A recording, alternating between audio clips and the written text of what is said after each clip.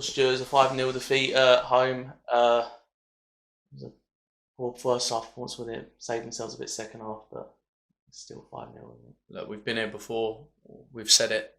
If you're not prepared to stay with your runners and work hard and give everything, first and foremost for yourself, your family, and then your teammates. Because if you're not prepared to, you're just cheating them. And you're cheating yourself. And in the first half, we had too many players that weren't prepared to roll their sleeves up and dig deep.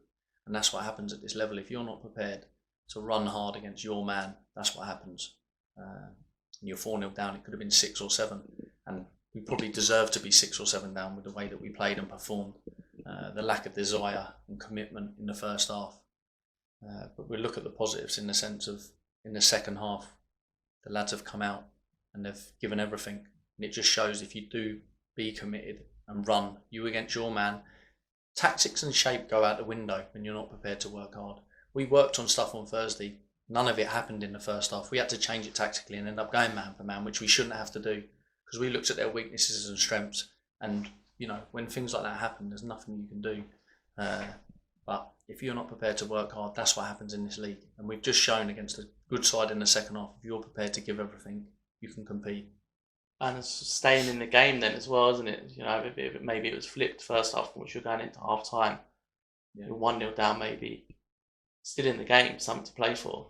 Yeah, look, we've got a soft underbelly at the minute. The minute a goal goes in, that's it. It's 1, 2, 3, 4.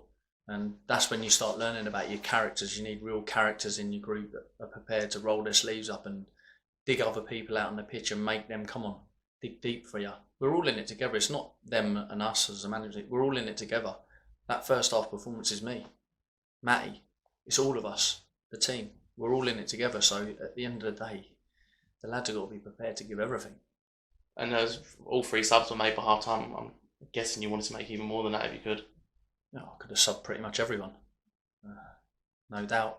But plus today, massive plus, to be fair to Danny Parish. He's rolled his sleeves up, and when he works hard like that and gives everything, he'll be a top player for us. And that's what it takes. And we said it to him after. If you're prepared to work like that, you'll play week in, week out. But first and foremost, that's what it's got to be. And you mentioned characters there, Stuart. There's 4 games left. What have you learned in the time between getting the job and up to now about the squad? Look, it's hard to totally judge them on the whole situation at the minute because of everything that's gone on. We've highlighted it, you know, we've done interviews, we've spoken to the fans about it. It is hard, it's tough because the lads are going out there week in, week out and they are running on empty. But that's no excuse. You've still got to go out there and give everything. And if you come up short, see, like in the second half, the goal we concede, I can take that. Everyone will take that. The fans will take that. When everyone's given everything and they score a goal like that, you can take it. When rubbish goals are going in because people ain't tracking their runners and staying with their men and working hard and filling gaps and prepared to dig deep, there's no different. If you can do it against Boreham Wood, and that's why we kept the game. Boreham Wood should have beaten us 4-5-1, the way they played against us. But because everyone collectively together gave everything and put their bodies on the line, you get a win. And that's what it takes. And there's just another news today as well that we signed Craig on a permanent deal. Is that one for looking for next season too? Yeah, definitely. We're delighted. It's a shame we couldn't have got it done in the window on the last day, but obviously there was interest in him. But like, he's chosen us. He likes the plans and what we're looking to do moving forward. And he wants to be part of it. It's a great signing. He's a great lad. He's got great enthusiasm. And he's one of them, like, he gives everything. Every time he steps on that pitch, he gives everything. He's got unbelievable pace and his attitude's spot on. It's a real good addition. How are things shaping up for next season, squad-wise? Yeah, look, the behind-the-scenes plans are happening. Look, we know we need to recruit. We do. We need to recruit for this level, and that's what we're working on. I also just want to reiterate, that we are a team in bad form, but it seems that problems, like you say, it's a special circumstance this season. It's not a Wildstone problem at the moment. There's 2 or 3 teams who have also lost today on a similar run where I guess it's just hard to motivate the players. Is it the same problem that you're having that 2 or 3 other managers are having at the moment? I always look at motivation. I think players should be self-motivated. You know, we're in a privileged position. You're getting paid to play football. And we're playing at the highest league of non-league. You're kind of in a full-time league. Every time that you cross the pitch, you should be thinking, God, what an opportunity to go give everything. So that's how it should be from the lads. The motivation side with everything that's gone on now, it's tough for a lot of teams that are in similar positions to us now that have furloughed and stuff like that, because you're running on empty. You can't freshen it up.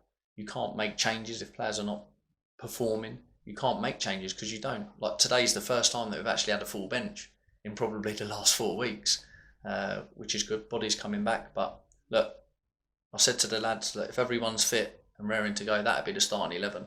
Because they've gone out there and they've earned their shirt today. Danny P's come off the bench. Alex Dyer was outstanding as well. He's come off. They've earned the shirt. If you give everything and you perform, we pick a team on performances. So, and the lads deserve on Tuesday night to go give their all again. And it's probably next side we didn't play that long ago and got a positive result at 2-2 draw at their place.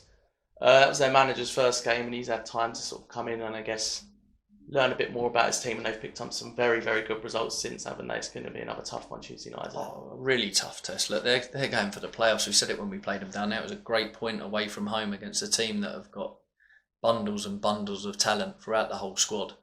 It's going to be a real tough test against Bromley. Their form's really good. We're playing form teams now like Dagenham are unbeaten in 5, 1-5 on the bounce. So yeah, it's going to be a tough test. But all we can ask from the lads is that we'll set them up and they give their all. Once they give their all for the football club, and you know, like you said, fans are back next week. They'll see what our fans really want and how much they want from you. And if you give all that, the fans will be behind you, and there'll be that extra 10% that we need to get us results at the bow. Thanks for your time, Stuart. Cheers. Cheers, Chris, mate.